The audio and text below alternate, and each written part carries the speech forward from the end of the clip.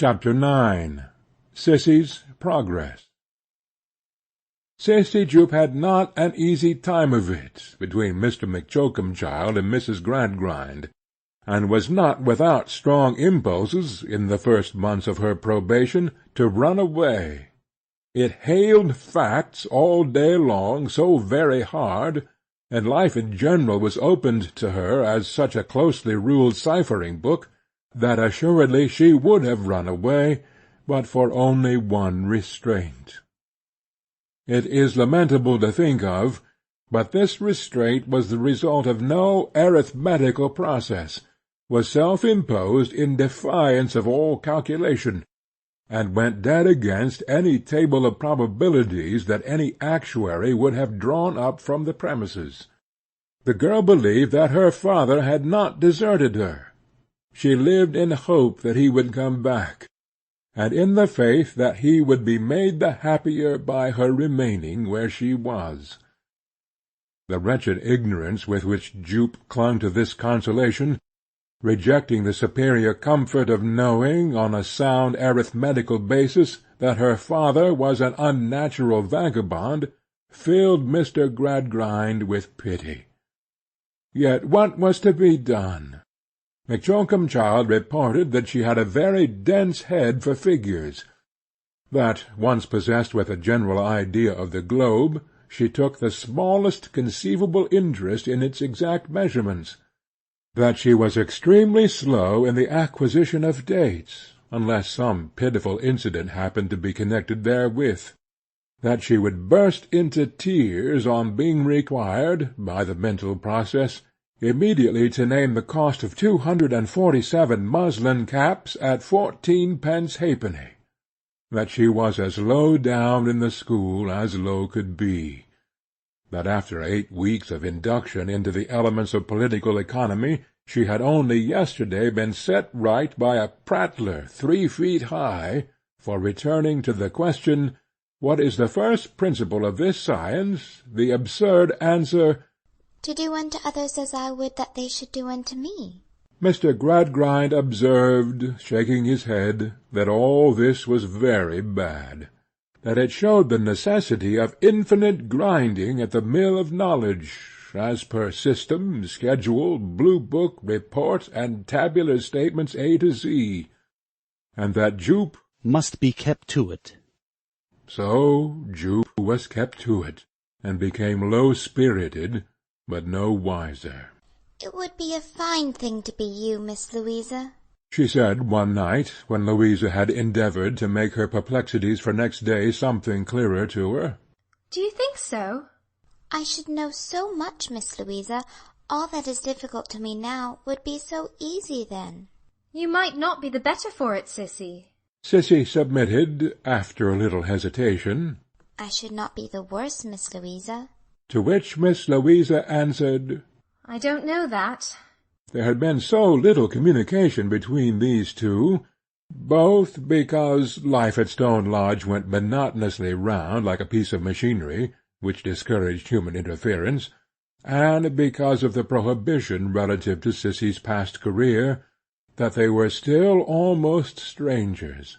Sissy, with her dark eyes wandering directly at Louisa's face, was uncertain whether to say more or to remain silent.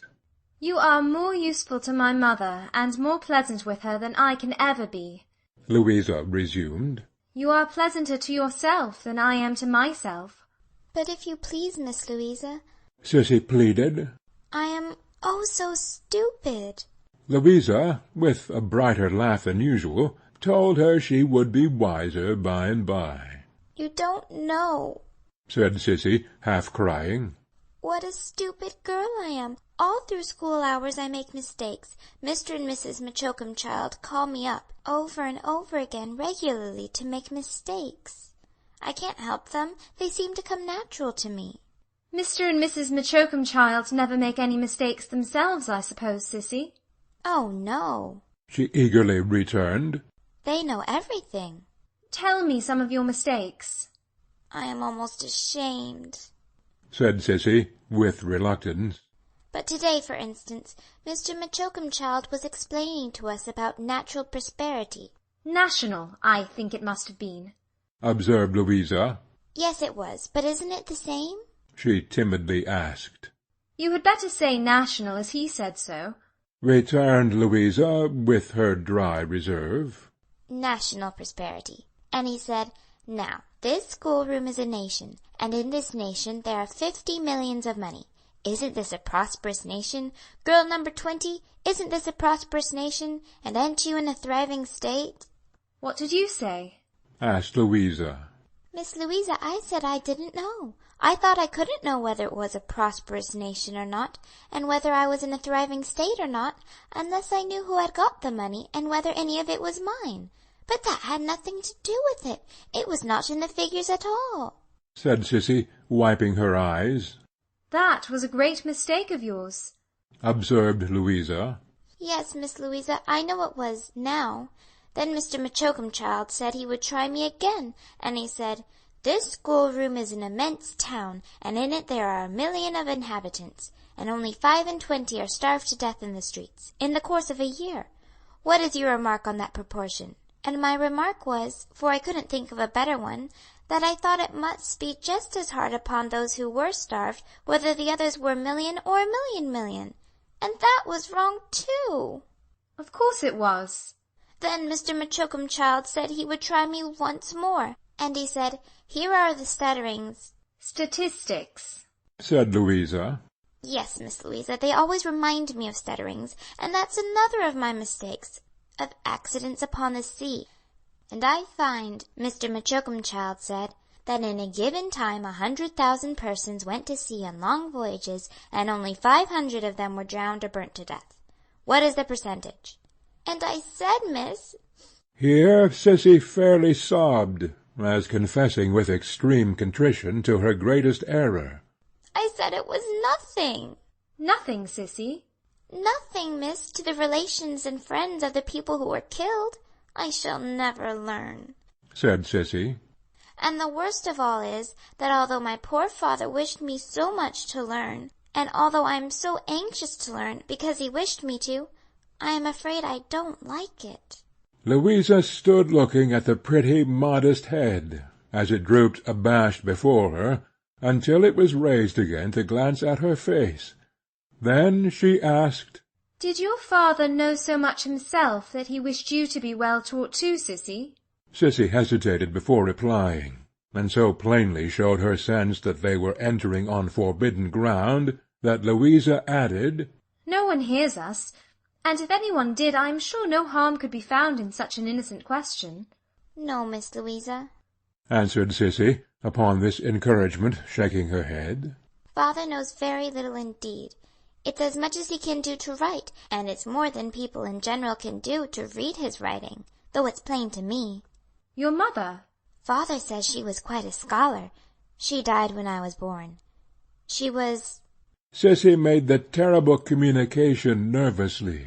She was a dancer. Did your father love her? Louisa asked these questions with a strong, wild, wandering interest peculiar to her, an interest gone astray like a banished creature, and hiding in solitary places.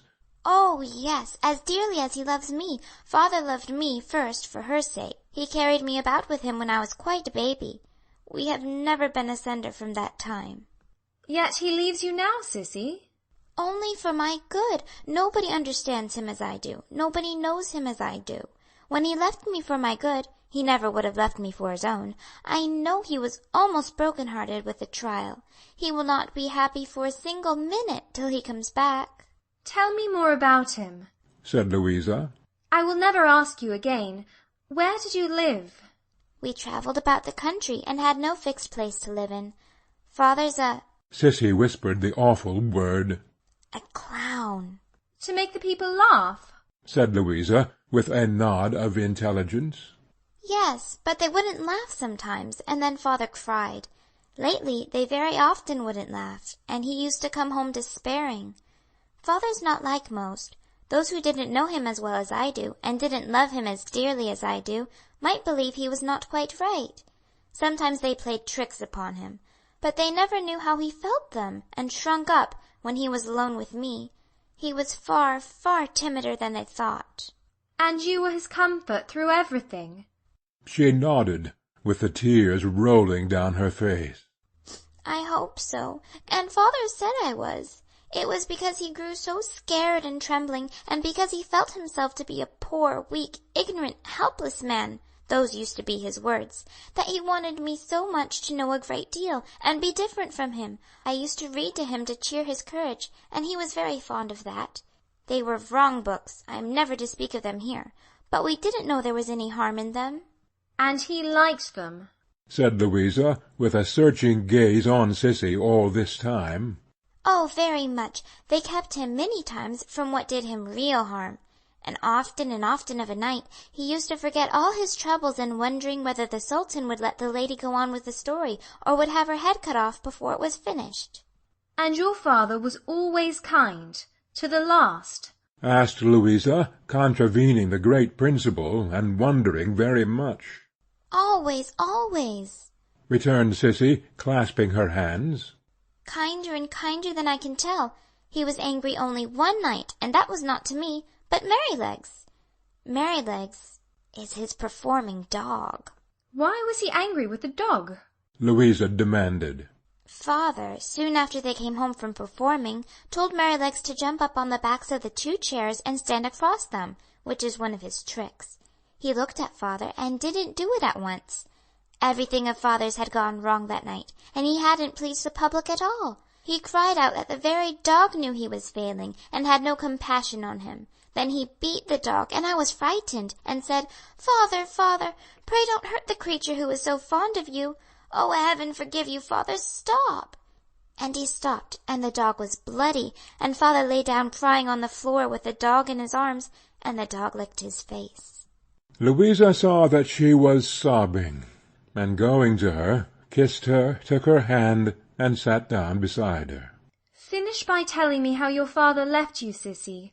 Now that I have asked you so much, tell me the end. The blame, if there is any blame, is mine, not yours." "Dear Miss Louisa," said Sissy, covering her eyes, and sobbing yet, "I came home from school that afternoon, and found poor father just come home too, from the booth. And he sat rocking himself over the fire as if he was in pain, and I said, 'Have you hurt yourself, father?' as he did sometimes, like they all did. And he said, 'A little, my darling.'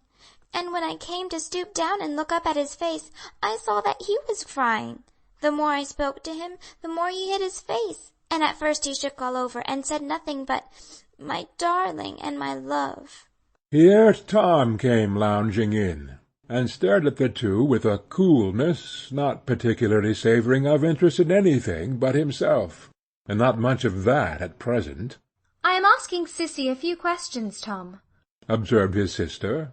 "You have no occasion to go away, but don't interrupt us for a moment, Tom dear."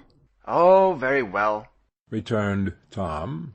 "Only father's brought old Bounderby home, and I want you to come into the drawing-room, because if you come, there's a good chance of old Bounderby's asking me to dinner, and if you don't, there's none." "I'll come directly." "I'll wait for you," said Tom. "to make sure." Sissy resumed in a lower voice. At last poor father said that he had given no satisfaction again, and never did give any satisfaction now, and that he was a shame and disgrace, and I should have done better without him all along. I said all the affectionate things to him that came into my heart, and presently he was quiet, and I sat down by him, and told him all about the school, and everything that had been said and done there. When I had no more left to tell, he put his arms round my neck, and kissed me a great many times. Then he asked me to fetch some of the stuff he used, for the little hurt he had had, and to get it at the best place, which was at the other end of town from there, and then, after kissing me again, he let me go. When I had gone downstairs, I turned back that I might be a little bit more company to him yet, and looked in at the door, and said, 'Father dear, shall I take Merrylegs?' Father shook his head and said, 'No, Sissy, no. Take nothing that's known to be mine, my darling.' And I left him sitting by the fire. Then the thought must have come upon him, poor, poor father, of going away to try something for my sake, for when I came back, he was gone." I say, look sharp for old Bounderby, Lou, Tom remonstrated. There's no more to tell, Miss Louisa. I keep the 9 oils ready for him, and I know he will come back. Every letter that I see in Mr. Gradgrind's hands takes my breath away and blinds my eyes, for I think it comes from father or from Mr. Sleary about father. Mr. Sleary promised to write as soon as ever father should be heard of, and I trust him to keep his word. Do look sharp for old Bounderby, Lou, said Tom, with an impatient whistle. He'll be off if you don't look sharp. After this, whenever Sissy dropped a curtsy to Mr. Gradgrind in the presence of his family, and said in a faltering way, I beg your pardon, sir, for being troublesome, but have you had any letter yet about me?